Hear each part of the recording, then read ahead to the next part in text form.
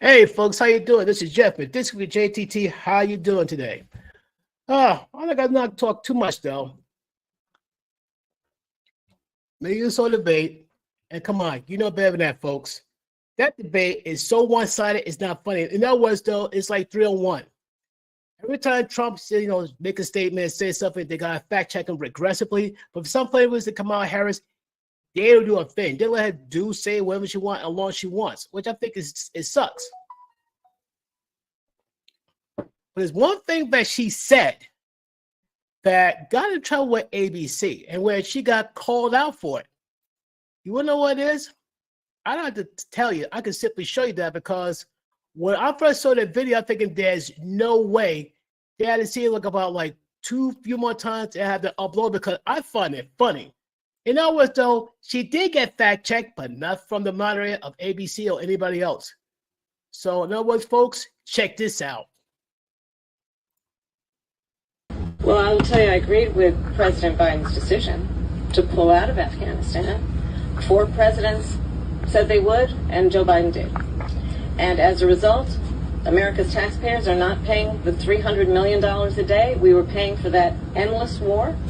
And as of today, there is not one member of the United States military who is in active duty in a combat zone in any war zone around the world. The first time this century. What? But let's understand. So where the fuck are we right now?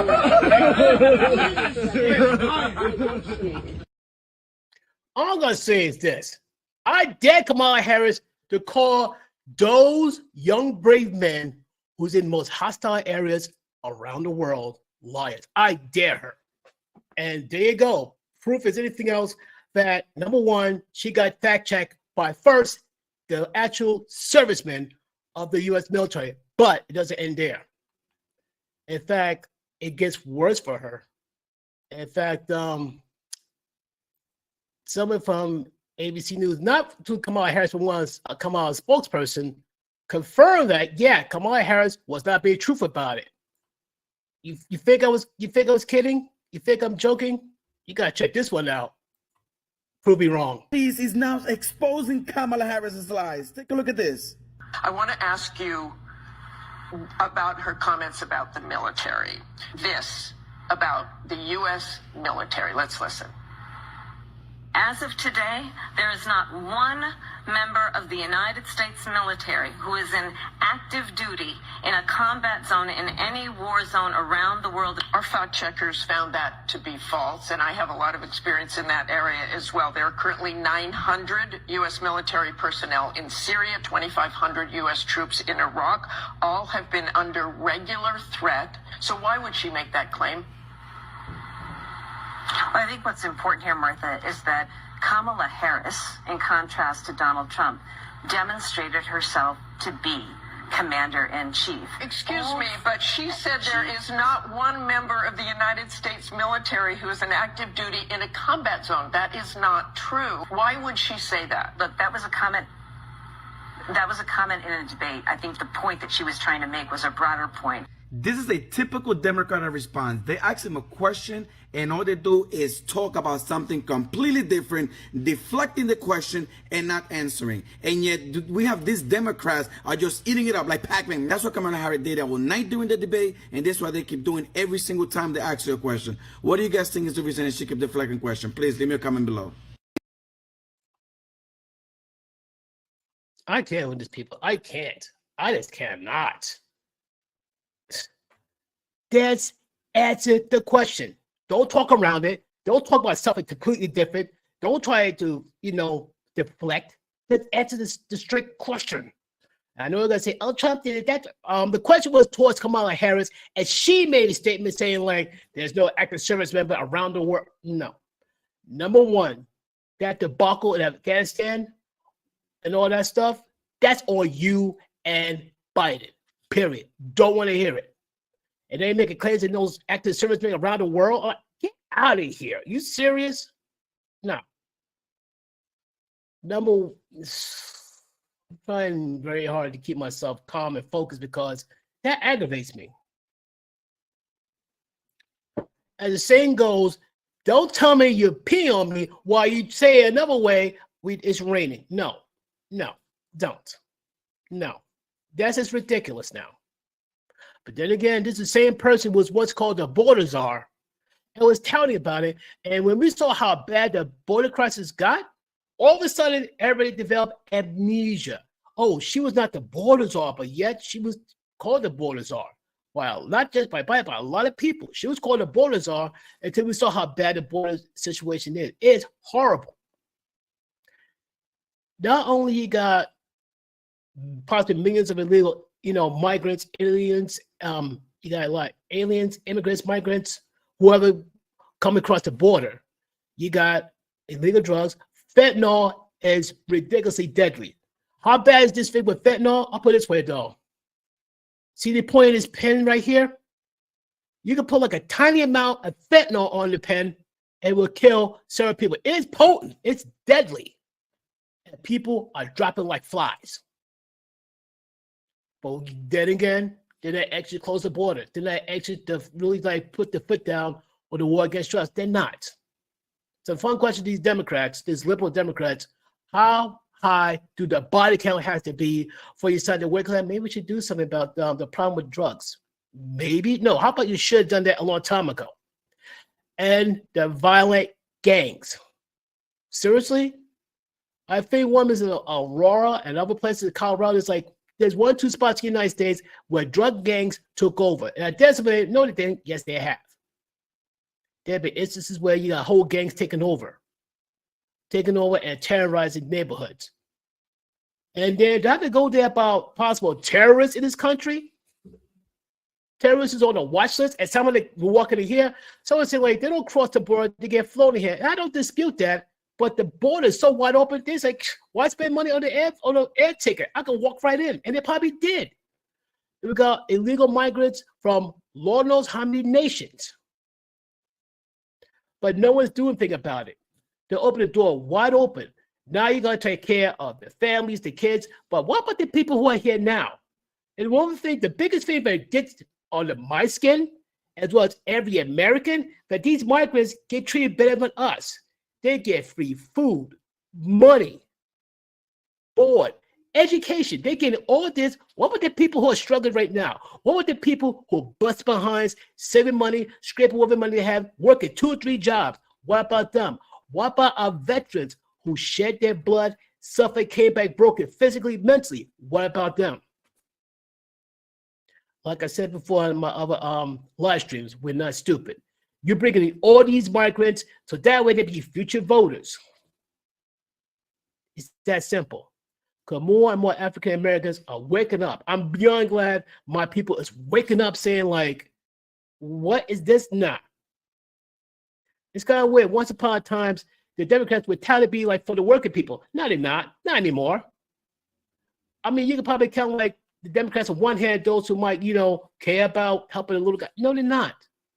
They're by helping their own interests, as well as Republicans. I'm sorry, the rhinos. Republicans in name only. But I'm glad I thought that, though. Let me see if I can find this here. Yeah, I'm like, is it?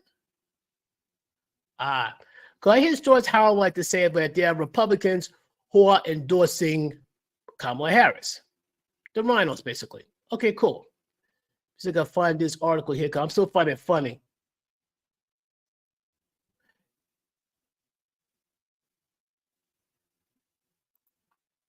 Yeah, because this is called under the site on District 5. I'll show you on the link. Right there you can see for yourself. I'll read off the names of Democrats who are in support of Trump. This how you got people who's Republicans who supported Kamala Harris. I'm going like, wow, they hate this country that much. You want to see, well, before I do the list of Democrats, let me do the list of the Republicans who swore they're going to endorse Kamala Harris.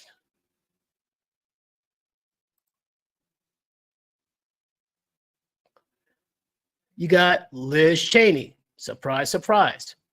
Former Republican Congresswoman having endorsed Harris. She's another Trumper, surprise there. Dick Cheney, surprise, surprise, another one.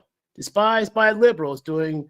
It's kind of funny. They were despised by the liberals by George W. Bush, but now he's voting for Harris too.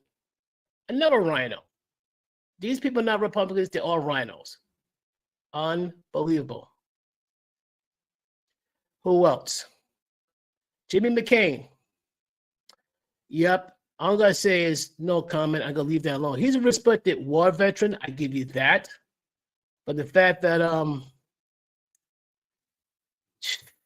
he's another who's another Trumper. Olivia Troy, another one, who she worked with on national security issues with Vice President Mike Pence during the Trump administration. But she's voting for Kamala Harris. John Giles, another one, another rhino. Jeff Duncan, another rhino. Former Republican Lieutenant Governor, voting for Harris. Stephanie Grissom, shocker, another rhino. Adam Kinzinger, another rhino. Barbara Comstock, Anna Navarro, two more. Oh yeah, Anna Navarro, she's on The View. Do I really gotta go to The View? I look forward to the time when The View is off the air once and for all. When The View gets canceled or goes off the air once for all, we go finally, we could breathe a sigh of relief. Jack Hagel. You got Denver Riggleman. Christy Todd Whitman. I think she's a former New Jersey governor, if I'm correct. You got Rich Logus. J. Michael Lutig. Bill Weld. Christopher Shays. Joe Walsh. Ray LaHood. Susan Molinari. Jen Edgar. Former Republican staffers. Yeah. Those are so-called rhinos who's going to vote for Harris. In other words, though, I gotta put it this way, though. There's a term I like to use what someone taught me a very long time ago. The term is cut your nose off to spite your face. In other words, though, you don't care if this country burns to the ground. That's how you can prove your point. In other words, though, you will elect Kamala Harris, knowing full well that this country could be put into worse chaos. And here's the funny thing: the same people, the same rhinos who will vote for Harris, they are not going to hurt. They're not going to feel no pain. They're not going to feel anything bad, anything like that, because they're part of the elite. They are protected. Keep in mind, folks, between the celebrities, top paid athletes, and the politicians, they pretty much, they might as well crown themselves the new royalty. They get all the perks. They get all of the benefits. They get whatever they want. It's like they get go trips whenever they want. It's funny. It'd be kind of nice if I could take off whatever I want with no problem as long as I want. That'd be nice. But the reality is that's not going to happen. It cannot happen because I'd be without a job. But these politicians seem to do that a lot. There was a time where we'd be in crisis mode. These politicians would say, hey, I got to go on vacation and still roll. I feel how come we the people can't fire them? They technically work for us, not the other way around. Folks, you got to keep this in mind. These politicians work for us. We're the employers, and the politicians are the employees. We should remind them that every time elections come by, we can remind these politicians that we're the employers, they're employees, and make sure they should never, ever forget that. Simple as that. Now, earlier I read off about the Republicans.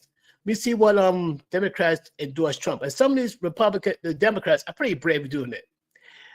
You got most recently Tulsi Gabbard and Robert F. Kennedy, two former Democrats, both endorsed Trump. And here's the thing. I think it won't be that many Democrats you'll be seeing on this list because simple fact, if you endorse Trump, it's like you'll be giving the scarlet letter instead of being a scarlet T for Trump and all that. His list of Democrats who endorse Trump. You got Robert F. Kennedy Jr. You got Tulsi Gabbard. You got Rod Blagojevich. Wow, I didn't see that one coming. Susan D. Thomas, Ruben D. Diaz Jr., Kwame Kilpatrick, Andrew Stein. You got Joe Exotic. What the heck? Joe Exotic. Are you serious? I'm going to make sure I look at your name correctly. Joe Exotic. Last but certainly not least, who came to fame on Tiger King, who came to endorse Trump. Okay, so he's not a politician. George like the Tiger King of all people, the Tiger King. But anyway, though, it's short, but keep in mind, though, the reason why that list is short because anybody who dare goes against the Democrats, they get blacklisted, they get, get shunned. They get looked down upon, they get treated like garbage. And God forbid, if you're a black Democrat supporting Trump, you get it worse. Not being dead serious. It's bad enough if Tulsi Gabbard get treated like garbage because she supports Trump. But if any black politician who's a Democrat supports Trump, he get treated way, way worse. And this is where the white liberals have the excuse to be racist.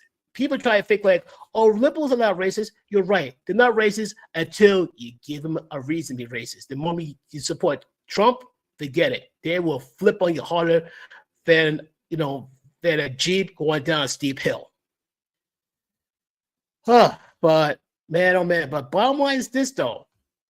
You got that situation, then I really gotta go to the boy situation again. And it seems like I'm talking about it over and over again, and I know people are fed up with it. I mean, I hear stories about it from New York, how the migrants are all over the place. They're all over the place.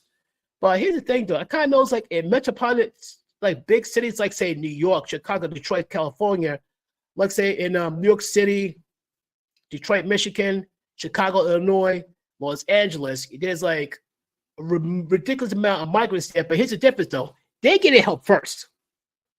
There's this an upload I did about 1 or 2 weeks ago about a woman who worked hard, bought a food truck, and she worked very hard to get the food truck, but because she could no longer afford, she had to sell a food truck.